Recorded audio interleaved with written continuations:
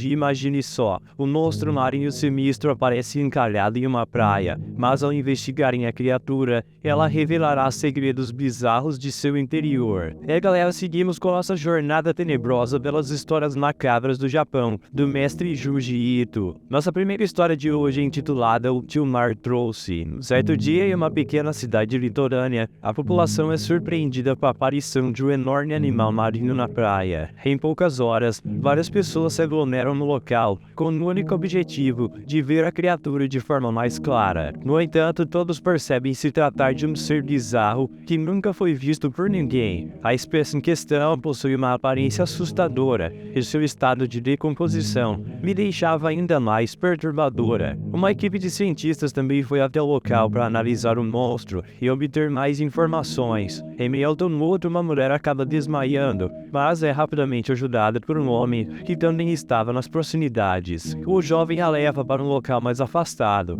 e deduz que o mau cheiro da criatura fez com que ela desmaiasse. Mie responde que simplesmente odeia o mar. Ela conta que há 7 anos perdeu seu noivo em um naufrágio que ocorreu na costa de Izu. O homem tenta consolá-la, mas antes que pudesse falar qualquer coisa, ambos percebem uma movimentação estranha nas pessoas. Os cientistas que estavam no local observam que algumas partes do animal já estavam em estado crítico de decomposição, revelando que a criatura possui vários corpos humanos em seu intestino. Um dos pesquisadores diz que as vítimas da criatura não parecem ter sido digeridas. Por esse motivo, eles decidem cortar o intestino do monstrengo para retirar o que a princípio pareciam seres humanos. Ao fazer isso, uma grande quantidade de corpos é arremessada para fora. Todos possuem uma aparência grotesca.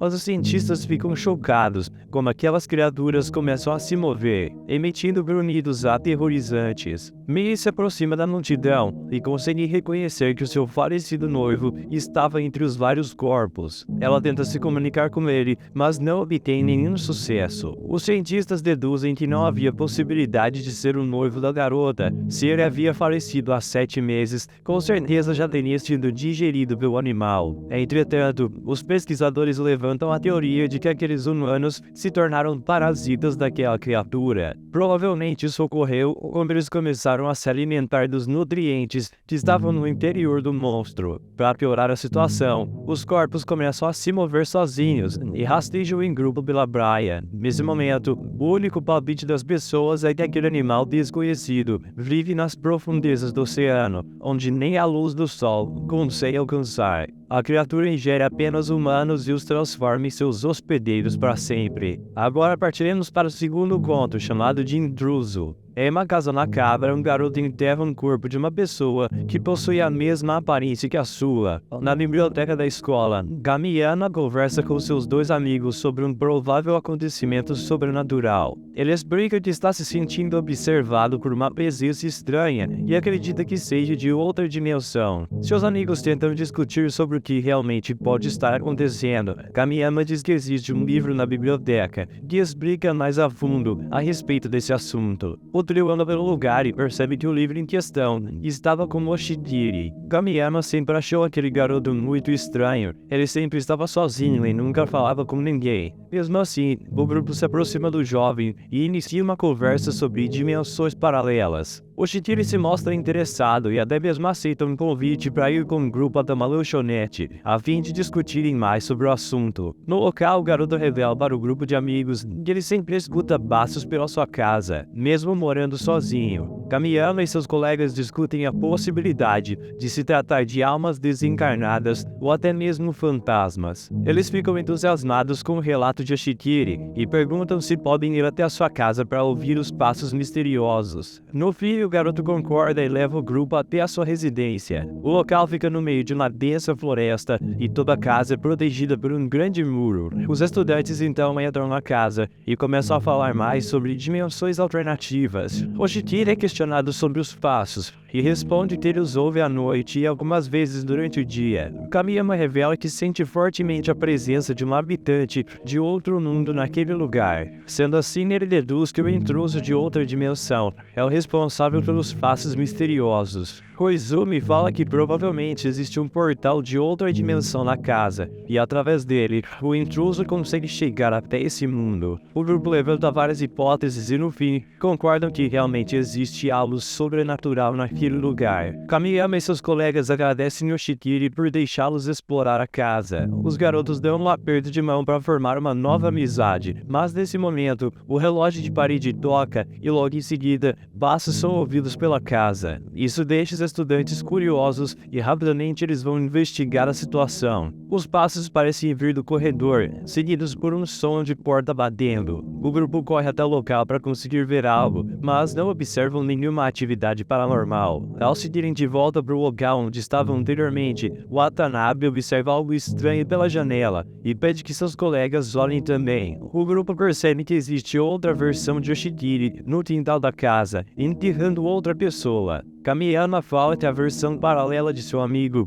pode ter cometido um crime em outra dimensão e provavelmente está se livrando do corpo em seu mundo para ocultar as provas do delito. Yoshikiri se enfurece com aquilo e começa a gritar com sua outra versão. No entanto, sua cópia apenas observa e ri de sua cara. Logo depois, ele desaparece diante dos olhos de todos. Alguns minutos depois, o grupo vai até o quintal para buscar mais pistas. Kamiyama diz para o seu amigo não se sentir mal por aquela situação. Afinal, foi sua outra versão que cometeu aquele crime insano. Koizumi alerta seus colegas e todos percebem que o corpo que estava sendo enterrado é o de Kamiyama. O garoto, mesmo diante dessa situação bizarra, tenta manter o controle e diz novamente que isso não é culpa de Yoshikiri. Em seguida, os estudantes percebem que existem outras covas no local e após abri-las percebem que os corpos de Koizumi e Watanabe também foram enterrados. Eles não fazem ideia do que motivou Yoshikiri da outra dimensão a cometer esses crimes, então resolvem fechar novamente as covas e não tocar mais no assunto. Na residência, a cópia de Yoshikiri seguia apenas observando e ouvindo os passos dos estudantes. Agora vamos dar início à história do terceiro conto, intitulado como Foto de Tomie.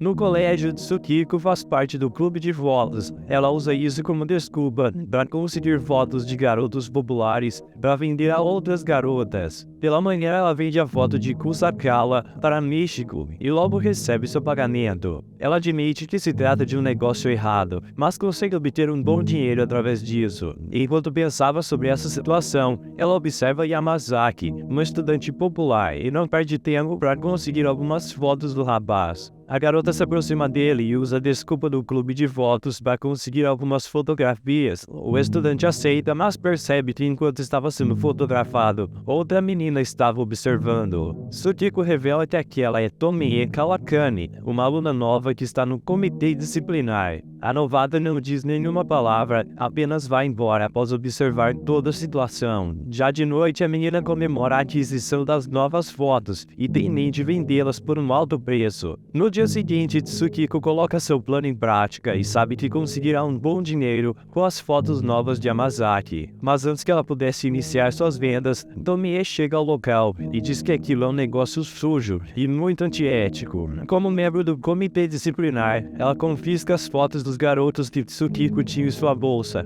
e avisa que se a garota continuasse com aquele negócio ilícito, ela iria levar esse problema até os professores. A menina fotógrafa não tenta confrontar a novata, mas acredita que a aluna nova está se aproveitando apenas porque faz parte do comitê disciplinar. Mais tarde, Tsukiko conversa com suas amigas sobre o ocorrido e descobre que Tomie foi responsável pela suspensão de um aluno naquele mesmo dia. As garotas sabem que ela possui uma influência com os professores e decidem apenas tomar cuidado para não cometerem nenhum erro na frente dela. Na sala de aula, a garota fotógrafa conversa com Yamazaki e ele pede que sua amiga consiga algumas fotos de Tomie. Tsukiko aceita o pedido e vai atrás da garota para fotografá-la. Ela a encontra e se esconde rapidamente atrás dos arbustos para capturar as imagens. Apesar de Tomie perceber que está sendo seguida, não fica nem um pouco nervosa, apenas age de forma sarcástica e pede que Tsukiko tire várias fotos dela para espalhar por todo o campus. A garota não perde tempo de inúmeras fotografias em diversos ângulos. Tomie faz as mais variadas poses até que consegue realmente o que deseja. Então a fotógrafa é pega no flagra por um professor. A novata dá risadas com a situação e aguarda para ver o que acontecerá com a menina. Tsukiko se defende, diz que aceita ser expulsa do clube de fotografia ou até mesmo ser suspensa por alguns dias. Pouco tempo depois, Tsukiko recebe em sua casa a impressão das fotos que tirou de Tomie. Ao olhar as fotografias, percebe que as fotos da novata estão estranhas. Ela percebe que um rosto macabro está presente em todas elas e ligado à cabeça da nova aluna.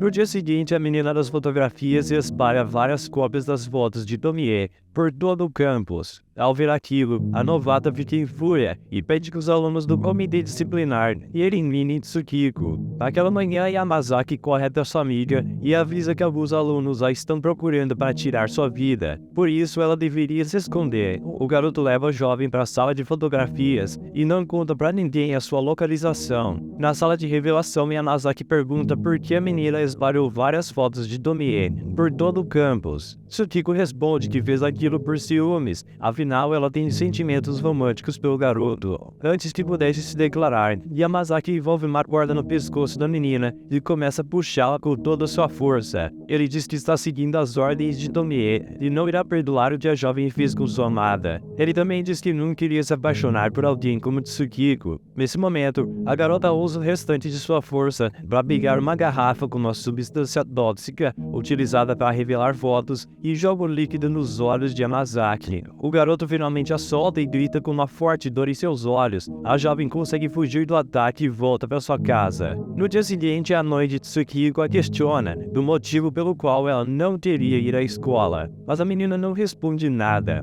A mulher diz que fará uma viagem e por isso a garota ficaria sozinha por alguns dias. Alguns minutos depois de sua mãe sair, a garota vai até a janela e percebe que os garotos do comitê disciplinar estão na porta de sua casa. Ela rapidamente se esconde e tenta trancar a porta do quarto. Entretanto, observa que Tomie está no fim do corredor já dentro de sua casa. Então elas resolvem ter uma conversa. Tsukiko fala que sabe que Tomie ordenou que Yamazaki a eliminasse na sala de fotografias. Porém, a garota responde que não deu nenhuma ordem e não conhece nenhum Yamazaki. Ela ainda diz que esse garoto poderia estar tão apaixonado por Tsukiko que resolveu eliminá-la por vontade própria. Além disso, a novata tenta oferecer bebidas e salgadinhos para Tsukiko e afirma que nenhum deles está envenenado, mas a garota acha melhor não aceitar nada. A menina fotógrafa diz que foi suspensa porque Tomie armou todo um cenário para que isso acontecesse. A aluna nova diz que não planejou nada, sendo essa apenas uma coincidência do destino. Tsukiko não acredita em nenhuma das palavras dela e apenas segue calada. Tomie observa as fotografias no quarto da menina e diz que elas lembram de seu passado. Ela afirma que já viajou por vários países da Europa e até mesmo conheceu pessoalmente Picasso. Tsukiko diz que aquilo não passa de mentiras e não acredita em nenhuma palavra que Tomie diz. Ela fala que a menina possui algum distúrbio que a faz mentir compulsivamente. Ao ouvir essas duras palavras, Tomie entra em pânico e começa a revelar a sua verdadeira identidade. Tsukiko pensava ser apenas uma encenação, mas observa que existe um olho na parte de trás da cabeça da menina. Ela grita e sai correndo de seu quarto. Nesse momento, os garotos do comitê disciplinar entram na casa para averiguar a situação. Ao segurarem Tsukiko, observam que existe outro rosto na cabeça de Tomie. A garota grita e pede que os jovens arranquem aquele monstro de seu corpo. Então eles amarram Tsukiko e começam a tentar cortar o rosto de Tomie com uma faca. Após vários golpes, os estudantes acabam cortando fora a cabeça de Tomie. O quarto estava coberto de sangue e eles se questionavam como iriam se livrar daquele corpo. A dupla lembra que Tsukiko também estava no local e poderia revelar toda a verdade para alguém. Eles tentam ameaçá-la, mas a menina diz que não viu nada e não vai dizer nenhuma palavra para ninguém. Nesse instante, a outra face oculta de Tomie se manifesta e começa a falar para os garotos cortarem o seu outro rosto, antes que ela acordasse. Tsukiko desmaia ao ver aquela cena, e algumas horas depois, os dois garotos saem da casa com a cabeça de Tomie em uma sacola. A fotógrafa acorda com alguns barulhos, e ao abrir seus olhos, percebe que o corpo da aluna novata estava se movimentando sozinho. Ele se vira para a menina e Tsukiko percebe que outra cabeça estava nascendo no lugar em que a outra foi cortada. O corpo avança na direção de Tsukiko, mas ele apenas passa por ela e sai do apartamento em busca da sua antiga cabeça. A menina consegue se soltar das amarras e, ao ligar a luz do seu quarto, percebe que havia sangue para todos os lados. Ela acredita que aquilo é apenas um sonho, mas resolve limpar a bagunça apenas por precaução. Finalmente chegamos à quarta história macabra, intitulada como Implicante. Um grupo de crianças brinca em um pequeno parquinho. 3 garotos mais velhos formam um trio e não deixam Kuriko brincar. Então a menina fica apenas de lado observando os garotos se divertirem. Todos os dias são sempre assim, até que a menina conhece outra criança. Uma mulher pediu que a garota brincasse com seu filho Naoya, e em troca ofereceu uma barra de chocolate. A menina no primeiro dia até fez amizade com o menino, mas logo percebe que ele era bem sem graça. Ao voltar para casa naquela noite, a mãe da menina informa que uma mulher entregou uma caixa de bolinhos como forma de agradecimento pela jovem ter brincado com Naoya, descobrindo então que eles são seus novos vizinhos. Nos dias seguintes, toda vez que o garotinho tentava brincar com Kuriko, deixava ela com mais e mais raiva. Kuriko sempre puxava as orelhas de Naoya, tentava afogá-lo na fonte do parquinho, batia nele com um graveto de madeira, o forçava a fazer desafios que colocavam sua vida em risco e até mesmo fez com que ele fosse atacado por um cachorro feroz. Ela sempre sentia prazer naquelas atitudes quando criança, mas anos depois, ela se reencontrou com um dos garotos que brincava no parquinho. Seu nome é Yutaro, e hoje ele possui sentimentos românticos pela garota que sempre rejeitava na infância. Kuriko diz a ele que ela foi uma criança maldosa, mas ele responde que aquilo não faria seus sentimentos mudarem. Entretanto, a mulher fala que ainda falta contar um segredo. Alguns dias atrás, ela se reencontrou com Naoya. Eles conversaram e voltaram no antigo parquinho. Nesse lugar, o homem que na infância sofria com os ataques de Kuriko revela que sempre foi apaixonado por ela, desde o dia em que a viu. No presente, Kuriko diz que não deseja nada com Yutaro, pois já está em um relacionamento com Naoya. Alguns anos se passam e a antiga garotinha que cometia aqueles atos horríveis agora é mãe. Ela se casou com Naoya, que juntos tiveram um filho chamado Hiroshi. Kuriko diz ao seu filho que ele é idêntico ao pai quando criança, até mesmo a sua forma de agir é extremamente parecida. Ela recorda que mesmo após atormentar Naoya, ele nunca saía do seu lado. Rapidamente, um sentimento de nostalgia lhe atinge e ela sente falta do que fazia antes. Algumas horas depois, seu filho estava chorando no corredor, porque a mãe havia puxado sua orelha sem motivo algum. Em seu quarto, Kuriko estranhamente fica chamando o filho pelo nome de Naoya. Ela veste suas roupas antigas de quando ainda era criança e, com uma expressão bizarra, fala para o filho que irão brincar no parque. Hiroshi diz que já está de noite, mas sua mãe responde que não tem nenhum problema, pois irão se divertir muito. Galera, me digam quais desses contos foi o mais perturbador. Acham que sobreviveriam a todos eles? Se quiserem a continuação das histórias macabras, deixem aqui embaixo nos comentários. Vejo vocês no próximo recap de anime. Até lá!